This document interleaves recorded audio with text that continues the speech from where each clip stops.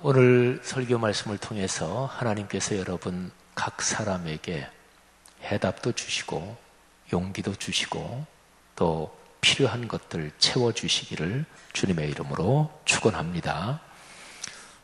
목사가 설교를 하면서 어떻게 모든 성도에게 다 맞추겠어요? 그런데 성령께서는 설교의 선포 메시지를 통해서 각 사람의 마음속에 또 그 사람의 인생 여정에 필요한 문제와 연결시키시고 해결해 주십니다. 그런 은혜가 있기를 주의 이름으로 축복합니다. 참 좋은 소식이 하나 있습니다. 근데 좋은 소식만이 아니고 아주 난감한 소식도 또 하나 있습니다. 두 개 중에서 어떤 걸 먼저 말씀을 드릴까요? 이러면 좋은 것부터 먼저 얘기하는 거예요. 그거는 열대야가 이제 지나갔다 하는 것인데요. 근데 난감한 소식은 또 올지 모른대요. 이게 워낙 기온이 이게 이상하게 엉켜서 올여름 무더위 진짜 아주 심했죠. 또 아직까지 끝나지 않았으니까. 사람은 살면서 말하자면 환경은 지금 엉켜서 그런데 그렇지 않다 손치더라도 기후 또는 직장생활, 가정경제 또는 몸의 건강, 인간관계 수도 없이 많은 요소들이 사람의 삶의 여정에서 사람의 삶을 이렇게 올리기도 하고 또 내려가기도 합니다. 삶은 누구나 굴곡이 있지요. 굴곡이 없는 삶은 아무도 없습니다. 세계 최고의 재벌이든 최고의 권력자든 누구나 다 마찬가지입니다. 그런데 사람의 삶이 의례 그런 거라면 사람은 살면서 내가 반드시 해야 될 일, 또 내 사명이라고 생각되는 일, 또 그 일을 하면 내가 살아있는 것 같다. 나는 그 일할 때 진짜 살아있는 것 같아. 그런 일을 잊지 않고 또 초점을 잃지 않고 그 일을 계속 해나가는 거, 이게 삶에서 참 중요하잖아요. 만일에 어떤 사람이 여러분한테 당신이 지금 이후의 삶에서 또는 남은 여생에서 제일 하고 싶은 일이 무엇입니까? 이렇게 질문한다면 뭐라고 대답하실지 지금 한번 마음속에들 생각해 보셔요. 당신이 연세가 어느 정도 들어서 여생이라고 남은 인생이라고 표현될 그런 연세가 있으신 분들이든지 아니면 좀 더 젊은 분들은 이후의 인생에서 제일 하고 싶은 일, 꼭 해야 될 일이 무엇입니까? 만일에 그거를 세 가지를 한번 말씀해 보십시오. 이렇게 얘기한다면 그 세 가지가 여러분의 삶에서는 무엇입니까? 셋은 완전 숫자고 또 3, 3번 이거는 동서양 다 공통적인데요. 하나 더 한번 설명을 붙일까요? 그 질문을 하는 분이 하나님이시라면 하나님께서 지금 여러분한테 얘야, 내 남은 여생 또는 이후로 걸어갈 인생에서 제일 하고 싶은 일 세 가지가 뭐냐? 하나님께서 그렇게 물으신다면 하나님께서 괜히 그 질문 하시겠어요? 하나님이 그런 질문 한다면 금방 마음속에 그런 생각 들어야죠. 하나님 고맙습니다. 내가 얘기하는 거, 말씀드리는 거 하나님께서 들어주시고 지지해 주시고 지원해 주신다는 생각을 가지셨으니까 질문하는 거 아니겠어요? 자, 세 가지가 무엇입니까? 이 세 가지를 생각하시면서 이제 제가 지금 말씀드리니까 목사님, 만일에 그런 상황이라면 저 많지요.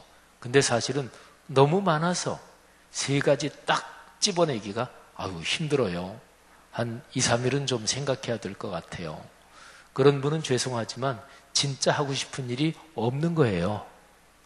내가 하고 싶은 일, 한 7, 8가지, 10가지도 넘습니다. 근데 그거는 그냥 희망사항입니다.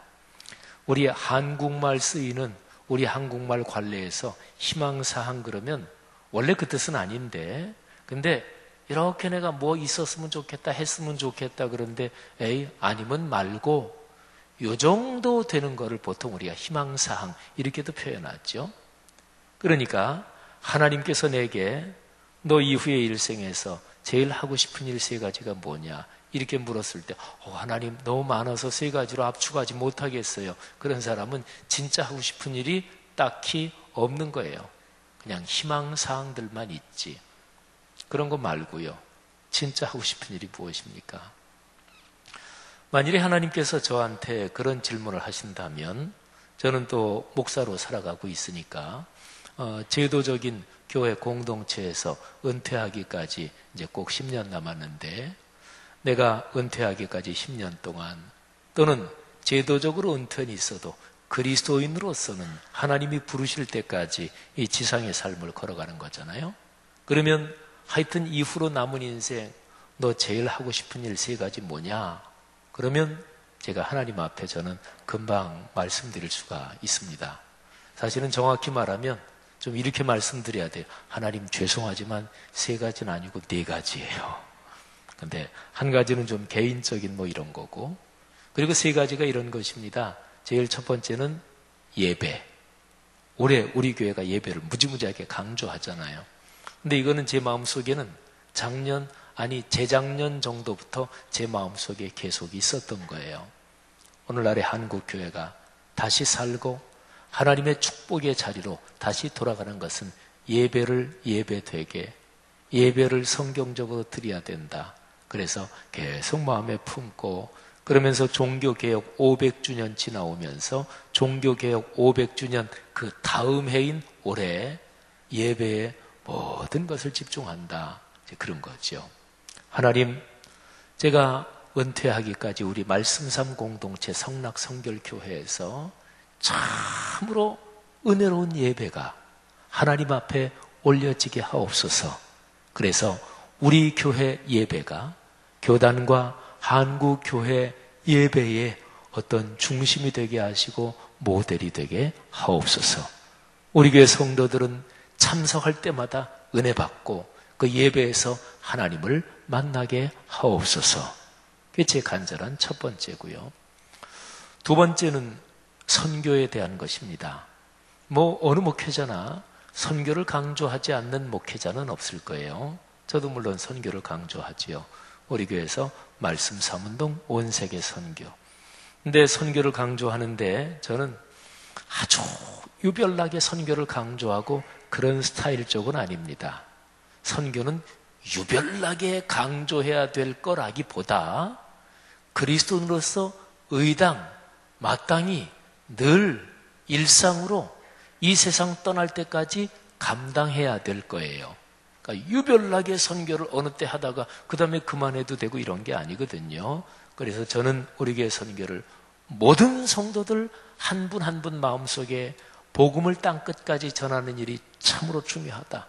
또 땅끝까지만이 아니라 내 사는 주변에서, 그래서 우리 교회 여러 가지 사역이 있지만 전도 특공대라든지 전도 폭발 훈련이라든지 이런 거는 참으로 중요한 거죠. 그래서 복음을 전하는 선교, 하나님 이 선교와 연관해서 우리 교회 모든 성도가 다 여기에 어느 형식으로든지 동참해서 여기에 헌신하고, 그리고 우리 교회 성도들의 가정 가문이 땅끝까지 복음을 전하라고 하신 주 예수 그리스도의 그 명령을 끌어안고 사는 가정 가문 되게 하시고, 하나님 그것 때문에 우리 교회 성도들 가운데 큰 부자가 많이 일어나게 하옵소서. 정확히 얘기하면 이런 기도는 제가 안 하는데요. 예를 들면 하나님 선교에 헌신하지 않는 가정은 절대로 부자 되지 않게 해주십시오. 이런 기도는 제가 안 해요. 안 하는데 목사로서 성도들의 가정이 돈 쓸 때가 정확하지 않은데, 특별히 예수 그리스도의 복음 전파, 이게 중심이고 또 하나님의 영광을 돌리기 위해서 하는 일, 이게 그리스도인이 살면서 왜 지위가 높아져요? 하나님께 영광을 돌리기 위해서. 왜 돈 벌어야 돼요? 하나님께 영광 돌리기 위해서. 왜 내 아들, 딸, 손녀, 손자가 잘 돼야 돼요? 하나님께 영광 돌리기 위해서. 그렇잖아요. 이게 없이 돈 많이 벌면 그거는 99% 타락합니다. 목사가 우리 교회 성도들 돈 버는 것 같았는데 그게 복인 것 같았는데, 그런데 그것 때문에 이게 어려움을 당하고 교만해지고 그래서 망하는 거, 그거를 목사가 바라면 안 되겠죠. 그러니까 제 기도는 정확하게, 하나님, 우리 교회 성도들 가운데 존경받는 큰 부자가 많이 일어나게 하옵소서. 우리 교회 성도들 가운데 하나님 앞에 물질의 축복을 받아서 가문 대대로 그 물질이 잘 관리돼서 이어질 그런 세계적인 거부도 많이 나오게 하옵소서. 그런데 예수 그리스도의 복음, 선교의 승부를 거는, 그래서 하나님이 주시는 그런 복을 누리는 가정 많이 나오게 하옵소서. 할렐루야. 여러분의 가정 가문에 그런 복이 있기를 주님의 이름으로 축복합니다. 그리고 세 번째는 말씀에 대한 것입니다. 물론 첫 번째, 두 번째도 제가 현직에 있을 때 최대한도로 애쓰고, 그리고 은퇴하고 나서도 하나님이 주시는 은혜대로 제가 그리스도인으로서 애써야 될 일이지만, 세 번째는 특별히 더 그래요. 바로 말씀에 대한 것입니다. 하나님, 말씀이 삶이 되는 이 소명을 제게 주셨는데, 제가 목회하는 동안 또는 은퇴 이후에 하나님 앞에 갈 때까지 이 소명 잘 감당하게 하옵소서. 주님께 받은 이 소명 진짜로 헌신하게 하옵소서. 이 세 가지. 이 세 가지 사역은 전부 다 사실은 제일 마지막에 말씀드린 말씀에 연관되어 있습니다. 예배는 중심적으로 하나님을 만나는 자리인데, 구체적으로는 말씀을 통해서 하나님을 만납니다. 물론 찬양을 통해, 기도를 통해, 근데 찬양은 말씀이 가사가 되기 때문에 찬양이고요. 기도는 말씀대로 하기 때문에 기독교적인 기도가 되는 것이고요. 교회에서 교제라고 하지만 그것도 말씀에 근거하기 때문에 성도의 교제가 되는 거죠. 자, 찬양, 예배, 이게 중심이 말씀이고요. 그리고 선교, 뭐 당연하죠. 선교, 전한다는 것인데 뭐를 전하는 것인가요? 하나님의 말씀, 하나님의 뜻을 전하는 거지요. 사랑하신 여러분, 하나님이 만일에 제게 묻는다면, 주님, 이거 세 가지요. 자, 다시 여러분에게 하나님이 묻는다면, 자, 여러분에게 세 가지는 무엇입니까? 자, 첫 번째, 두 번째, 세 번째, 어떤 것입니까? 성도 여러분, 예수 그리스도, 그분이 세상에 계실 때 그분이 하셨던 세 가지 사역이 있어요. 오늘 설교 제목이 예수님의 3대 사역이죠. 예수님이 이 세상에 계실 때 무슨 일을 하셨나? 예수님의 생애에 대해서 기록한 마태, 마가, 누가, 요한 이 사복음서를 쭉 학자들이 연구하니까 예수님이 하신 일이 무수하게 많은데, 그 중에서 연구하고 정리하다 보니까 요거 세 개겠다 이렇게 한 건 아니고요. 성경에 아예 명시적으로 예수님의 3대 사역이 딱 기록되어 있고 박혀 있습니다. 그게 마태복음 4장 23절 말씀에 있고요. 오늘 설교 본문에 들어있는 거죠. 그리고 9장 35절에 같은 표현이 또 한 번 있어요. 예수님의 3대 사역. 4장 23절 한번 들어보십시오. 들어보시면서 3대 사역이 무엇인지 한번 잘 귀 기울여 보세요. 예수께서 온 갈릴리에 두루 다니사 그들의 회당에서 가르치시며 천국 복음을 전파하시며 백성 중에 모든 병과 모든 약한 것을 고치시니. 아멘. 자, 3대 사역. 이게 살면서는 눈치 빠른 게 대단히 중요합니다. 제가 봉독할 때 이미 그 부분을 강조해서 봉독을 했죠. 첫 번째는 가르치셨다. 두 번째는 전파하셨다. 그리고 세 번째는 고치셨다. 여러분, 특별히 세 가지 중에서 마지막 세 번째 고치셨다. 얼른 우리에게 들어오는 것은 병고침. 물론 24절 이어지는 구절에도 온갖 병을 고치셨다. 이게 이제 기록이 되어 있죠. 고치셨다. 그러면 신체의 병을 고치셨다. 이게 얼른 마음에 들어오겠죠. 맞아요. 예수님께서는 병이 든 사람들을 고쳐주셨습니다. 그런데 고치시니 그 앞에 있는 표현에 모든 병과 모든 약한 것을 고치셨다. 모든 병. 병은 몸의 병도 있고 마음의 병도 있잖아요. 요즘에 어디가 아파서 병원 갔으면 병원에서 그 스트레스 때문에 또는 우울증, 이거 다 마음의 병이잖아요. 몸의 병도 있고 마음의 병도 있고 영혼의 병든 상태도 있습니다. 그러니까 모든 병 그러면 몸의 질병만이 아니고 다 포함되는 거죠.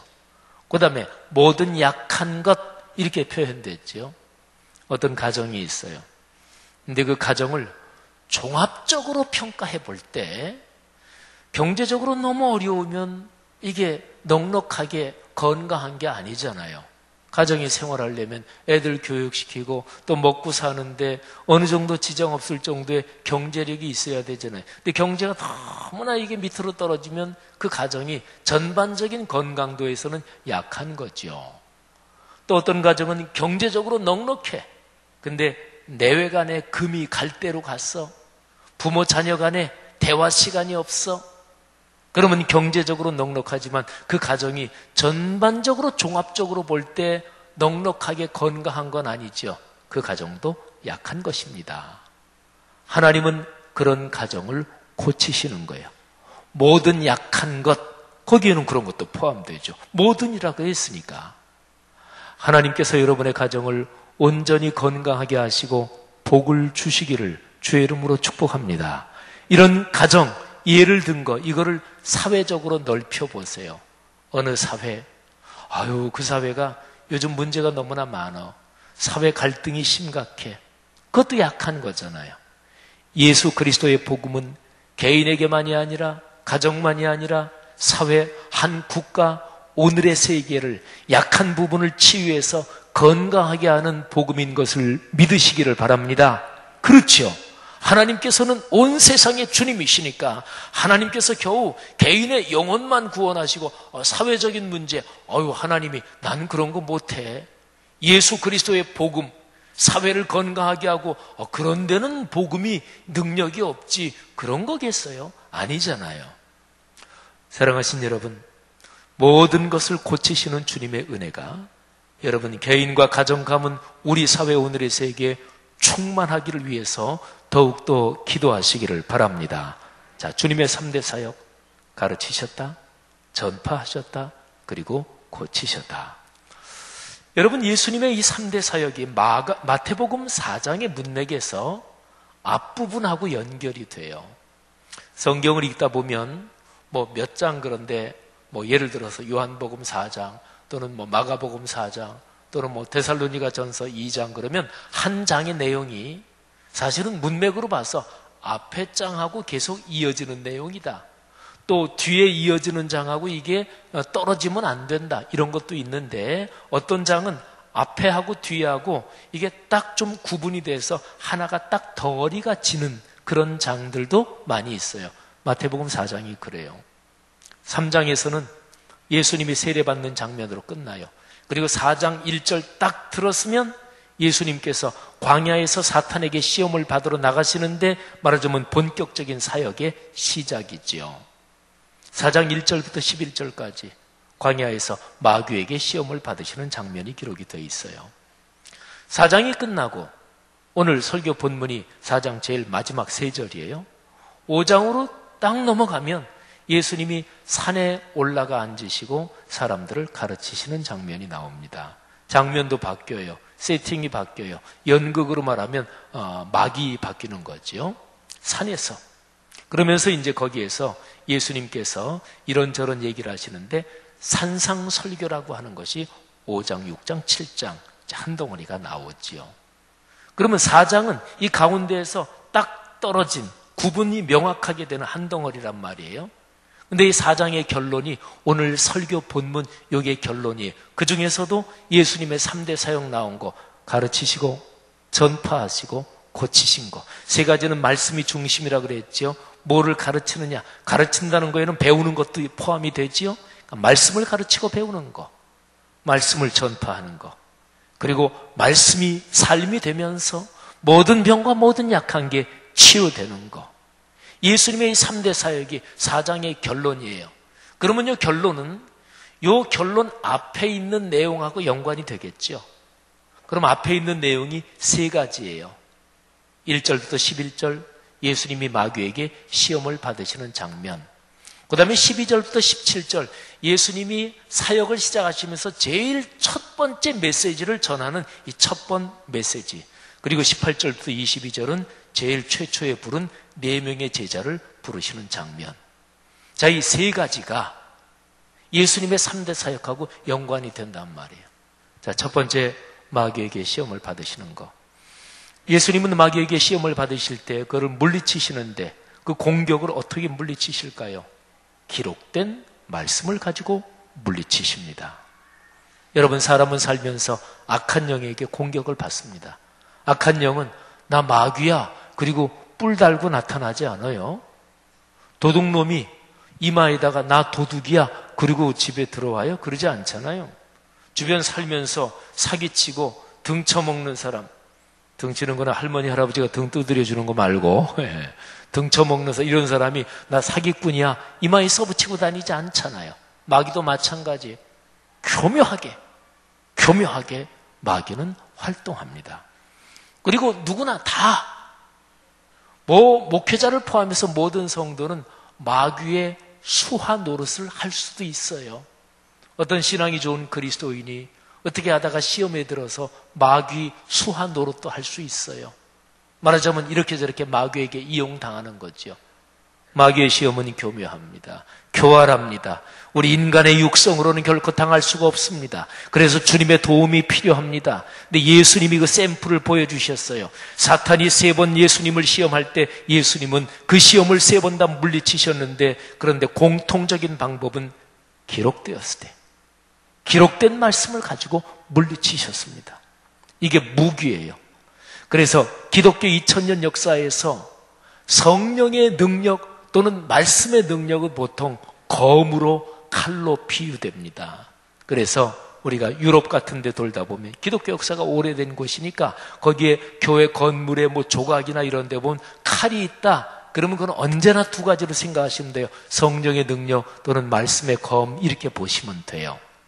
사랑하시는 여러분, 악한 영의 공격이 올 때 어떻게 물리치나요?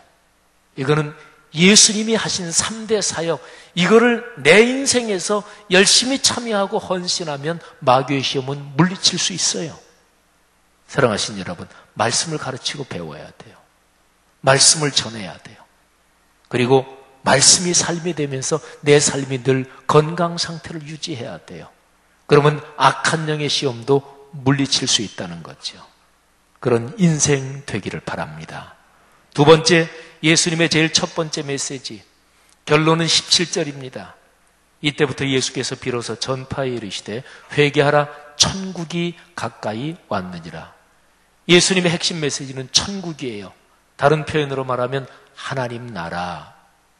근데 하나님 나라는 저 영원한 나라에 가서만 있는 게 아니라 지금 우리가 사는 이 땅에 천국을 우리가 이미 맛보면서 살아가요. 이렇게 질문해 볼까요? 지난 한 주간 동안 생활하시면서 지금이나 천국 같아? 그런 경험이 있으셔요? 없으시다고요? 그러면 좀 길게 해볼게요. 지난 한 달 동안 목사님 농담하십니까? 지금 더위 모르셔요? 이 더위에 무슨 천국입니까? 근데요, 지난 주간에 아침에 일어나서 아무래도 또 문은 밤에 닫고 자야 되잖아요. 또 아파트 이런 데가 위치마다 다르지만 더워도 닫고 자는데 아침에 일어나서 창문을 열었더니 그날 아침 바람이 많이 불었어요. 그리고 최저 기온도 25도 밑으로 떨어졌어요. 와, 아침에 일어나서 창문을 여는데 양쪽에, 저희 집은 창문이 양쪽에 열면 맞바람이 치는데 얼마나 시원하게 바람이 부는지 천국 같다, 이렇게 생각이 들었어요.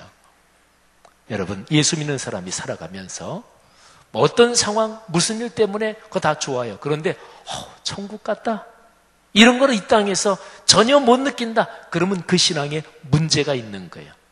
우리가 부르는 찬송에서도 얘기하잖아요. 내 영혼이 은총 입어 중한재진 벗고 보니 슬픔 많은 이 세상도 뭘로 변한다고요?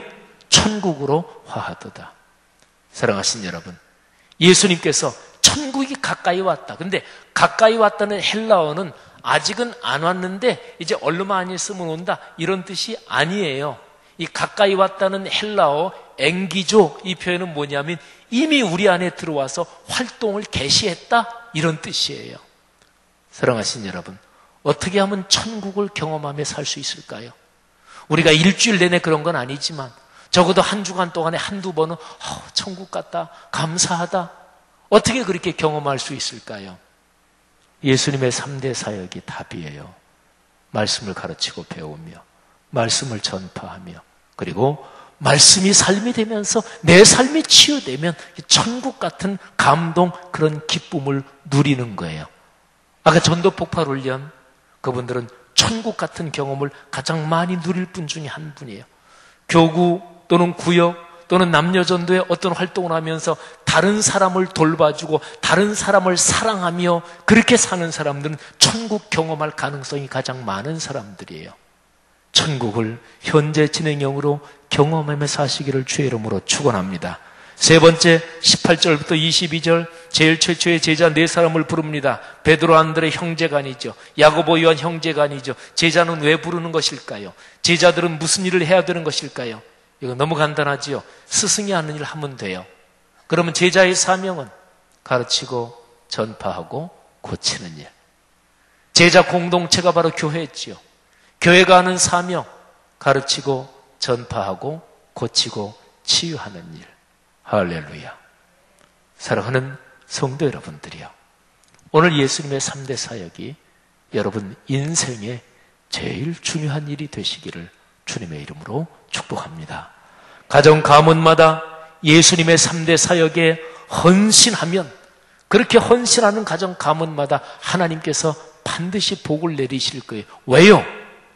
하나님 아버지 삼위일체 하나님께서 천지를 창조하시고 아름답게 복을 주셨는데 그게 죄 때문에 망가졌잖아요. 그리고 그거를 고치시려고 하나님이 이렇게 저렇게 하시다가 최종적인 가장 중요한 방법으로 당신의 아들을 내려보내시고, 아니 당신 자신이 사람 몸을 입고 내려오셔서 제일 중점적으로 이거를 다시 고치시는 일을 세 가지를 통해 하셨단 말이에요. 그러면 하나님께 우리가 거꾸로 질문한다고 생각해 보세요. 하나님, 좀 죄송한 일이지만 제가 뭐 힘이 될지 모르겠지만 하나님 제일 원하시는 세 가지 일이 뭡니까? 제가 좀 도와드릴게요. 그러면 하나님 뭐라고 대답하실까요?